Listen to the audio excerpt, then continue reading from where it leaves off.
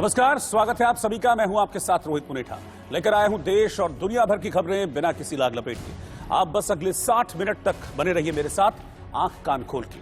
और सबसे पहले शुरुआत कर रहे हैं आज की 4 बड़ी खबरों के साथ। स्वास्थ्य सचिव राजेश भूषण ने कहा है कि देश में ओमिक्रॉन के 358 मामले सामने आए हैं और इनमें से 114 रिकवर भी हो गए हैं। साथ ही उन्होंने केरल और मिजोरम में मामले बढ़ने को लेकर चिंता जाहिर की। इतना ही नहीं, उन्होंने बताया कि ओमिक्रॉन से दुनिया में 26 लोगों की मौत हुई है और अब तक 1.5 लाख केसेस ओमिक्रॉन के पूरी दुनिया में सामने आ चुके हैं। आयकर टीम ने कानपुर में समाजवादी इत्र लॉन्च करने वाले जैन परिवार के ठिकानों पर छापेमारी की है। अब तक उनसे 150 करोड़ रुपए बरामद भी किए जा चुके हैं। नोटों के बंडल इतने ज्यादा हैं कि उन्हें गिनने के लिए और रखने के लिए कंटेनर लगाना पड़ा है। जानकार बता रहे हैं कि छापे से समाजवादी पार्टी के इलेक्शन फंड मैनेजमेंट को बड़ा नुकसान पहुंचा है। उत्तराखंड के पूर्व मुख्यमंत्री हरीश रावत ने पिछले दिनों अपनी ही कांग्रेस पार्टी के खिलाफ मोर्चा खोल दिया था। इसके बाद उन्हें दिल्ली बुलाया गया, जिसके बाद अब उनके सुर बदले बदले नजर आ रहे हैं। राहुल गांधी से मुलाकात के बाद यह तय हुआ है कि आने वाले चुनाव में कैंपेन कमेटी के चेयरमैन हरीश रावत ही होंगे। जिसके बाद रावत ने गाते हुए कहा कि कदम कदम बढ़ाए जा, कांग्रेस के गीत गाए जा, ये जिंदगी के उत्तराखंड के वास्ते उत्तराखंड पर लुटाए जा। 2016 से ही टीम इंडिया से बाहर चल रहे दिग्गज ऑफ स्पिनर हरभजन सिंह ने क्रिकेट के सभी फॉर्मेट से संन्यास ले लिया है।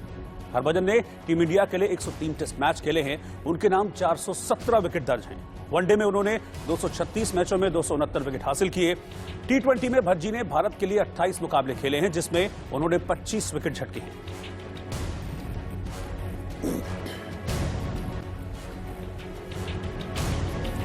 हरिद्वार में हुई धर्म संसद में हेट स्पीच को लेकर विपक्षी नेताओं ने सवाल खड़े किए और धर्म संसद को घृणा भाषण वाला सम्मेलन करार देते हुए इसकी निंदा की और इसमें शामिल लोगों के खिलाफ अब कड़ी कार्रवाई की मांग की जा रही है।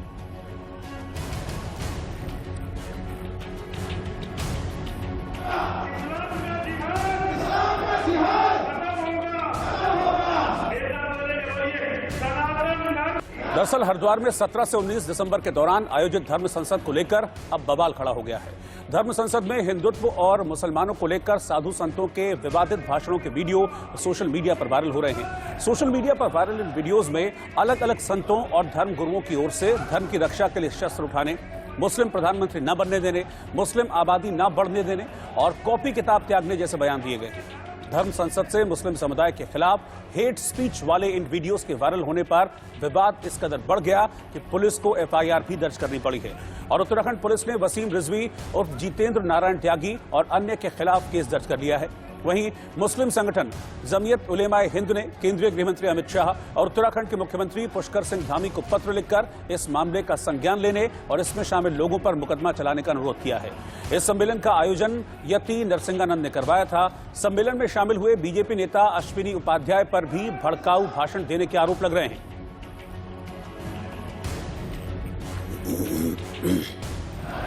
अपने परिवार की, अपनी बहन बेटियों पत्नी की हथियार उठाए बिना धरती की कोई कौम ना तो बच सकती है और ना ही कभी बचेगी। 40 करोड़ की इकोनॉमी है वो 40 करोड़ आदमियों की। तुम 100 करोड़ हो, तुम्हारे यहाँ बच्चे नहीं है। आर्थिक ताकत अब उनके पास चली गई। हिंदू संगठन अपडेट नहीं हुए।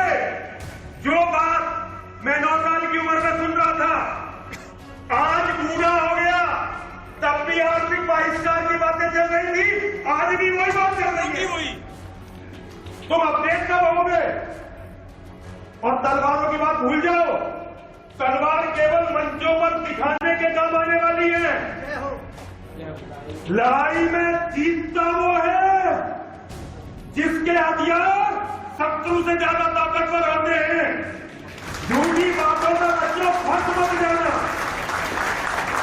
ज्यादा से ज्यादा बच्चे और अच्छे से अच्छे हथियार, यही तुम्हें बचाने वाले हैं। हम केवल साथ खड़े हैं और वो भी कितने दिन कोई नहीं जानता। हर आदमी को अपनी लड़ाई खुद लड़नी है।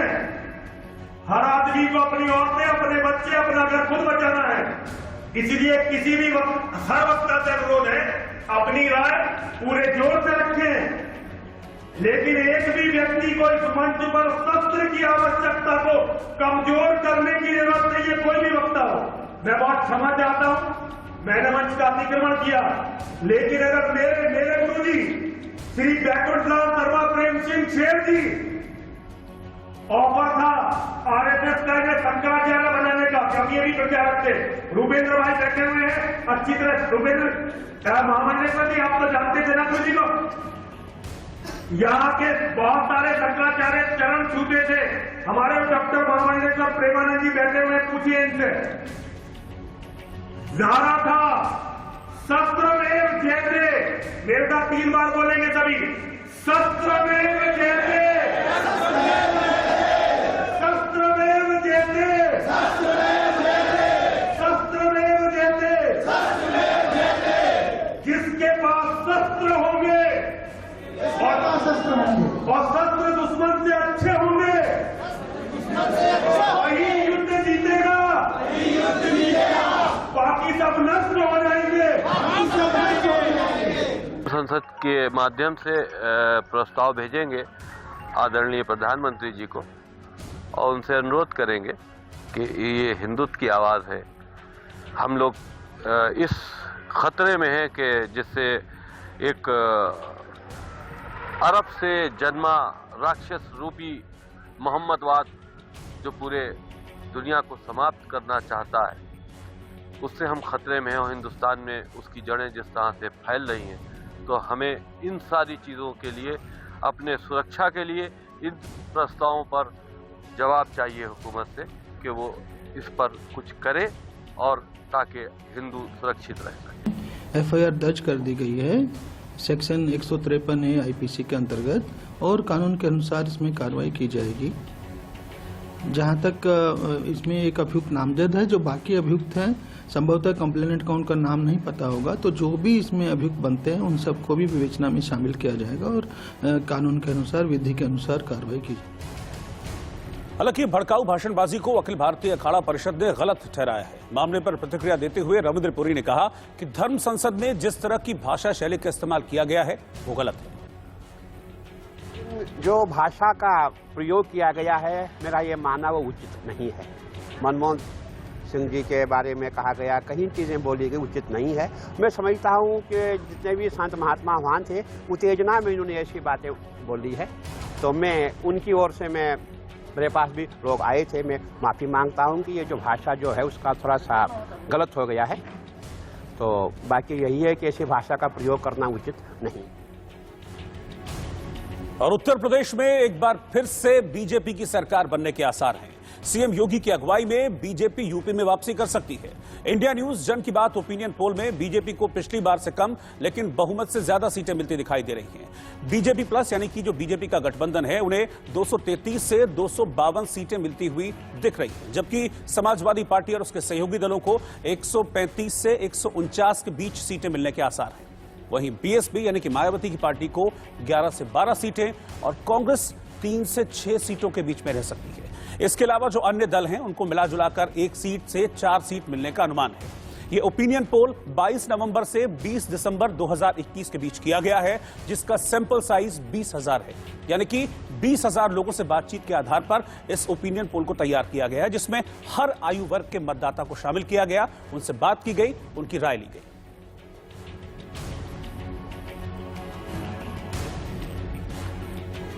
यूपी में मुख्यमंत्री के लिए पसंदीदा चेहरे की अगर हम बात करें तो सर्वे में योगी आदित्यनाथ को 55% लोगों ने पसंद किया है और कहा है कि योगी आदित्यनाथ ही दोबारा से उत्तर प्रदेश के मुख्यमंत्री बने, जबकि अखिलेश यादव 31% लोगों की पसंद हैं। वहीं मायावती 10% और प्रियंका गांधी 2% लोगों की पसंद हैं, जबकि अन्य किसी नेता को 2% लोगों ने पसंद किया है।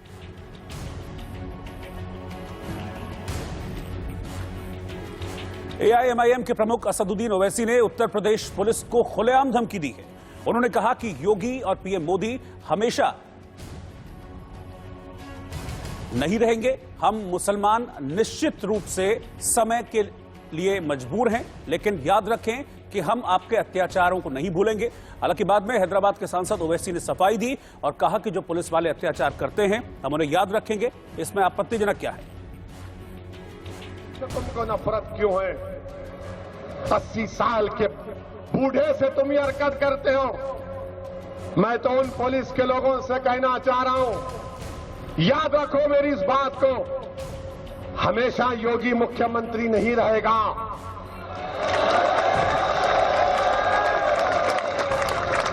हमेशा मोदी प्रधानमंत्री नहीं रहेगा। और हम मुसलमान वक्त के एतबार से खामोश जरूर हैं, मगर याद रखो हम तुम्हारे जुल्म को भूलने वाले नहीं हैं। हम तुम्हारे जुल्म को याद रखेंगे। अल्लाह अपनी ताकत के जरिए तुमको निस्तो नाबूद करेगा इंशाअल्लाह ताला। और हम याद रखेंगे, हालात बदलेंगे। जब कौन बचाने आएगा तुमको? जब योगी अपने मठ में चले जाएंगे, मोदी पहाड़ों में चले जाएंगे, हो सकता है या कहीं पर जाकर रहेंगे। जब कौन आएगा हम नहीं भूलेंगे, याद रखो। और वैसे के इस बयान पर बीजेपी प्रवक्ता संबित पात्रा की ओर से जवाब दिया गया है। संबित पात्रा ने ट्वीट किया और अपने ट्वीट में लिखा, किससे धमका रहे हो मियां? याद रखना, जब जब इस वीर भूमि पर कोई औरंगजेब और बाबर आएगा, तब तब इस मातृभूमि की कोख से कोई ना कोई वीर शिवाजी, महाराणा प्रताप और मोदी योगी बन खड़ा हो जाएगा। सुनो, हम न डरे थे मुगलों से, न जिन्नावादियों से, तो तुमसे क्या खाक डरेंगे?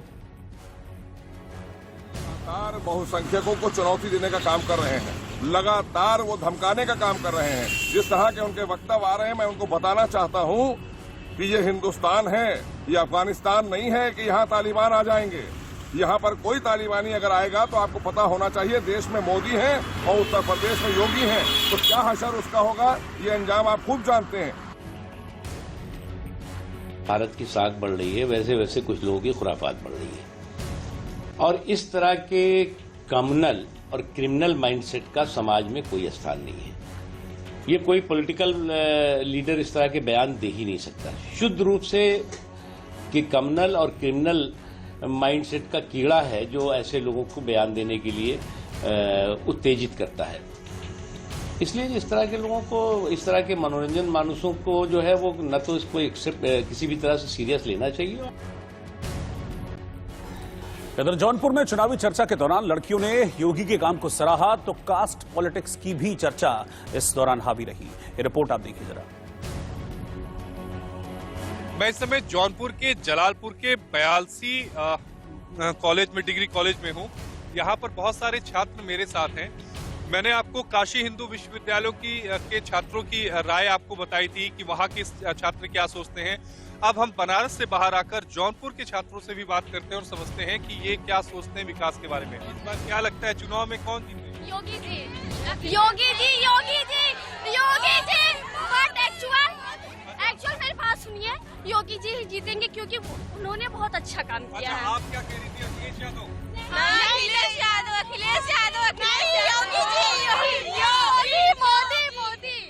प्रियंका गांधी भी मैदान में है। प्रियंका गांधी हूँ, कहती हैं लड़की हूँ, लड़ सकती हूँ। अस्तित्व खत्म है, सत्ता तो खत्म है। प्रियंका जी की सत्ता खत्म है, प्रियंका जी तो आ ही नहीं सकती। और पप्पू भैया गए, अब उनका जमाना गया, आएंगे तो योगी। और एक ब्रेक के बाद लौट रहे हैं फौरन वापस। और एक ब्रेकिंग न्यूज इस वक्त आपको बता दें, कानपुर और के इत्र कारोबारी और एसपी नेता पीयूष जैन के घर से इनकम टैक्स विभाग को 150 करोड़ से ज्यादा की रकम मिली है। कल दोपहर को इनकम टैक्स डिपार्टमेंट की टीम ने जैन के घर पर छापा मारा था।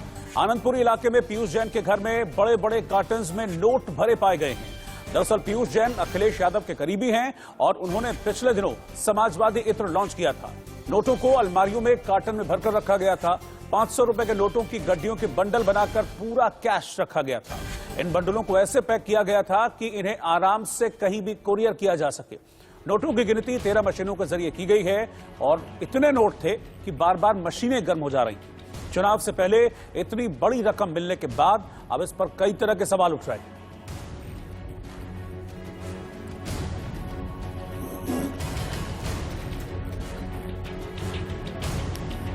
इत्र कारोबारी पीयूष जैन के घर पे जीएसटी का छापा पड़ा है। हम आपको बता दें ये कानपुर के आनंदपुरी इलाका है जहां पे ये पीयूष जैन का आप घर देख सकते हैं। ये पूरा पीयूष जैन का घर है। इसके अलावा एक मकान यहाँ कानपुर में मौजूद है। हम आपको बताते चलें कि एक साथ 7 ठिकानों पे पीयूष जैन के वहाँ पे छापेमारी करी है। करीब 150 करोड़ की अघोषित रकम जीएसटी के अधिकारियों द्वारा यहाँ पकड़ी गई है, जिसकी पूरी जानकारी अंदर जुटाई जा रही है। आप देख सकते हैं ये घर है, इसमें पूरी अंदर आप देख सकते हैं किस तरीके से ये पूरी छापेमारी की कार्रवाई अंदर चल रही है। जो मेन गेट है वो लॉक है, ये बॉक्सेस रखे हैं, ये बक्से रखे हुए हैं जिसमें जो नकदी अंदर पकड़ी गई है उसको यहाँ पे रखा जाएगा। इसके अलावा जो अंदर की एंट्री का गेट है वहाँ पे आप देख सकते हैं किस तरीके से जूते चप्पल बिखरे हुए हैं।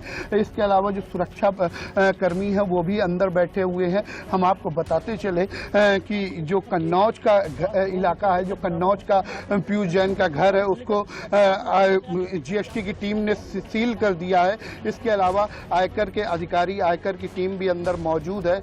पूरी तरीके से जो कार्रवाई है वो की जा रही है। आप देख सकते हैं पूरा घर उधर से शुरू है। आप ये अंदर का नज़ारा देखिए किस तरीके से जो अंदर लोग मौजूद हैं। पूरे घर को अंदर से बंद कर दिया गया है। ये पूरा घर है, यहाँ से आप देख सकते हैं ये नज़ारा पूरा, ये पीयूष जैन का घर है। यहाँ पे अंदर कार्रवाई चल रही है, जहाँ पे जीएसटी के अधिकारी मौजूद हैं, जहाँ पे आयकर के अधिकारी मौजूद हैं, क्योंकि कहीं ना कहीं जो एक बड़ी करेंसी सामने निकल के आई है, कहीं ना कहीं जो जीएसटी की कई फर्में थी जो कई नामों से बनाई गई थी, फर्जी तरीके से बनाई गई थी, उस फर्मों से ये जीएसटी चोरी का पूरा मामला निकल के सामने आया है। फिलहाल जो अभी अधिकारी हैं, क्योंकि 36 घंटे से ज़्यादा का समय बीत चुका है, जो अधिकारी हैं वो पूरे मामले की अभी भी लगातार जांच कर रहे हैं, क्योंकि इस घर के अंदर मौजूद लोग अभी घर पे हैं, उनसे भी पूछताछ हो रही है।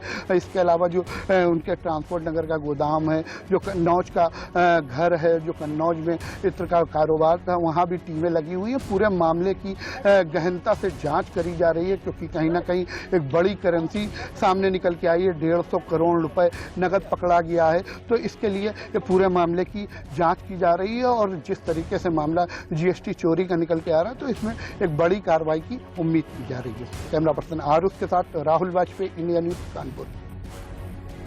और अब देखिए काम की खबर।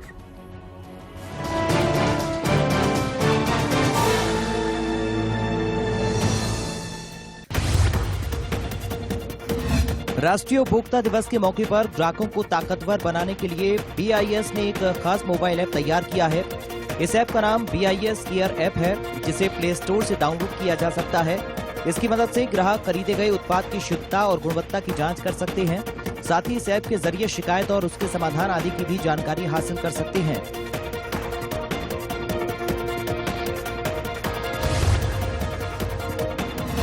ओडिशा कर्मचारी चयन आयोग जूनियर असिस्टेंट के 140 पदों पर भर्तियां करेगा। उम्मीदवार इस पोस्ट के लिए 24 जनवरी 2022 तक ऑनलाइन आवेदन कर सकते हैं। आयोग की वेबसाइट ossc.gov.in पर जाकर आवेदन किया जा सकता है।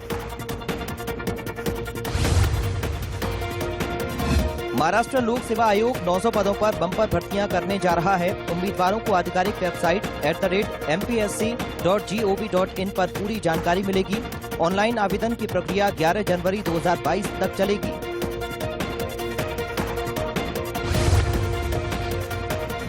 बॉम्बे हाई कोर्ट ने क्लर्क के 247 पदों पर भर्ती के लिए विज्ञापन जारी किया है। इच्छुक उम्मीदवार 6 जनवरी 2022 तक आवेदन कर सकते हैं। ज्यादा जानकारी के लिए bombayhighcourt.nic.in पर विजिट करें।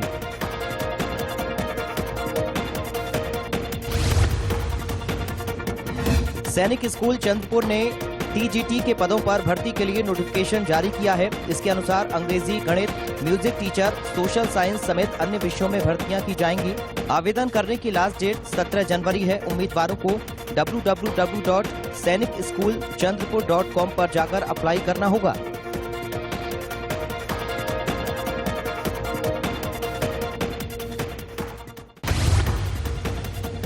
कारोबारी सप्ताह के आखिरी दिन बाजार गिरावट के साथ बंद हुआ। सेंसेक्स 190 अंक लुढ़ककर 57,124 पर बंद हुआ, तो वहीं निफ्टी 68 अंक गिरकर 17,003 पर बंद हुआ। दिल्ली के आर के खन्ना स्टेडियम में प्रो टेनिस लीग खेला जा रहा है। यहां खिलाड़ियों का हौसला बढ़ाने के लिए मशहूर पैरा गोल्ड मेडलिस्ट और national record holder Neeraj Yadav पहुंचे। खिलाड़ी भी उनसे मिलकर बेहद खुश नजर आए, साथ ही काफी मोटिवेट भी हुए।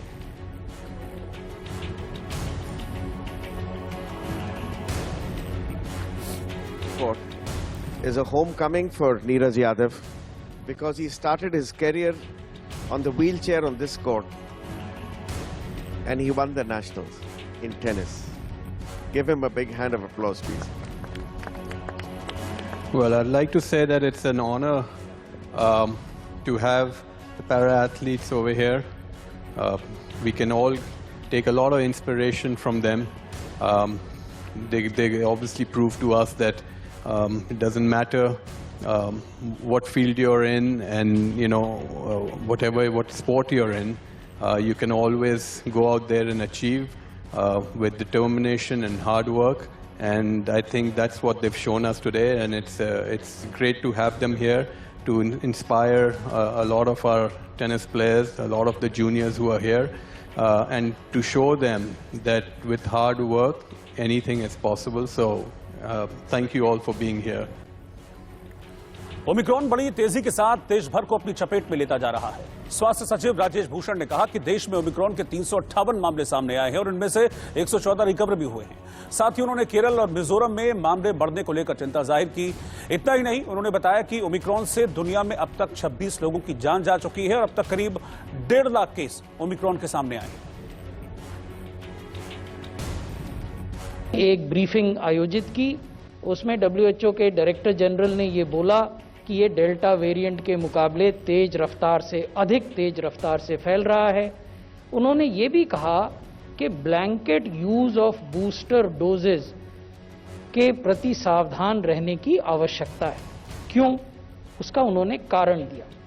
उन्होंने ये कहा, no country can boost its way out of the pandemic and boosters cannot be seen as ticket to go ahead with planned celebrations without the need for other precautions. साधारण हिंदी में इसका अर्थ ये है कि केवल बूस्टर लगा लेने से अगर आपको लगेगा कि पेंडेमिक से मुक्ति मिल जाएगी, तो ऐसा होने वाला नहीं है। क्योंकि आपको बूस्टर मिल गया, इसलिए आप तरह तरह के उत्सव और त्योहारों में भाग लें, ऐसा भी ठीक नहीं है। तो वो ये कहना चाह रहे हैं WHO कि वैक्सीनेशन महत्वपूर्ण है, लेकिन वैक्सीनेशन के साथ अन्य कदम भी महत्वपूर्ण हैं। अन्य कदम क्या हैं? अन्य कदम है कि आप कोविड अप्रोप्रिएट बिहेवियर अपनाएं। और ब्रेकिंग न्यूज इस वक्त आपको बता दें, दिल्ली में जुटी भीड़ से दिल्ली हाईकोर्ट ने नाराजगी जाहिर की है। सरोजनी नगर में बेतहाशा भीड़ उमड़ी थी और उसका वीडियो सोशल मीडिया पर काफी वायरल भी हुआ था, जिसके बाद दिल्ली हाईकोर्ट ने कहा है कि यह सिर्फ महामारी नहीं है, भगदड़ भी यहां पर मच सकती थी। छोटे ब्लास्ट से सैकड़ों लोगों की जान यहां पर जा सकती थी। कोरोना ओमिक्रॉन है, फिर भी इतनी भीड़ क्यों वहां पर जमा हुई थी? इस बात को लेकर दिल्ली हाईकोर्ट की ओर से नाराजगी जाहिर की गई है।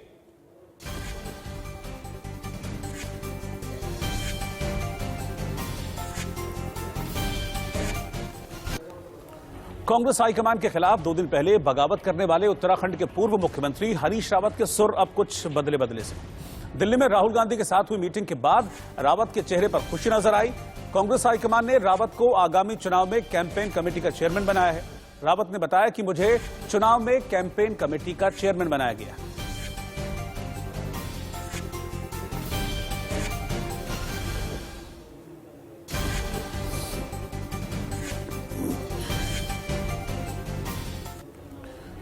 और राहुल गांधी से मुलाकात के बाद हरीश रावत जब मीडिया से मिले तो वो बिल्कुल अलग एक अंदाज में नजर आए।